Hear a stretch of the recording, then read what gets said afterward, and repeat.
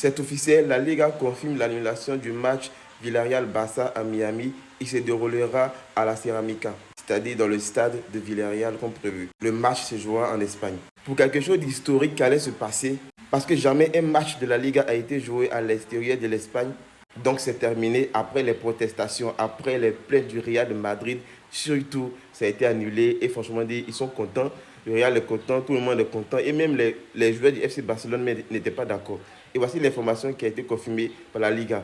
La Liga annonce qu'à la suite des discussions avec le promoteur du match officiel de la Liga à Miami, la décision a été prise d'annuler l'organisation de l'événement en raison de l'incertitude qui règne en Espagne depuis quelques semaines, c'est-à-dire les plaintes, les protestations en Espagne. Parce que dans ces conditions-là, on ne peut pas organiser un match comme ça. La Liga regrette profondément que ce projet, qui représentait une opportunité historique et sans précédent pour l'expansion internationale du football espagnol, ne puisse aboutir.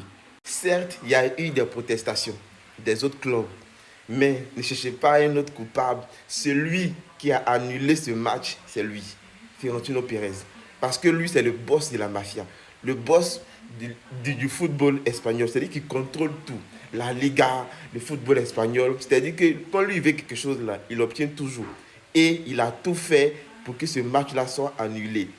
Dès le matin, même hier matin, il a envoyé des émissaires. Il a d'abord envoyé Carvajal qui a envoyé directement un message à Tebas pour lui dire que c'est une honte, c'est injuste, ça ne peut pas se faire comme ça. Pourquoi il s'est plaint? Et Tebas a répondu. Carvajal affirme que le match de Miami dénature la Liga. Pour moi, ce qui dénature davantage la compétition, ce sont les vidéos publiées par Real Madrid TV la saison dernière sur les arbitres. Et ça, il n'a pas tort parce que toujours en train de se plaindre de l'arbitrage alors que c'est toi qui es favorisé. Franchement. Et ça ne s'est pas arrêté là. Le Real Madrid a demandé à la CONCACAF de ne pas autoriser la tenue du match Villarreal-Barcelone à Miami. La CONCACAF, c'est ce qui dirige le football en Amérique, en gros. Donc, les États-Unis y compris.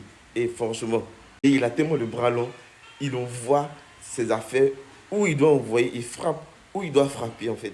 Les caméras de Movistar ont filmé le moment où le président du Villarreal a été informé que le match contre Barcelone à Miami était annulé. On le voyait véritablement frustré et parlant beaucoup au téléphone. Parce que franchement, c'était un bénéfice pour eux. Pour eux et le FC Barcelone, ils allaient avoir beaucoup d'argent en allant jouer à Miami. Alors que les joueurs, même certains joueurs n'étaient pas d'accord, les supporters n'étaient pas d'accord.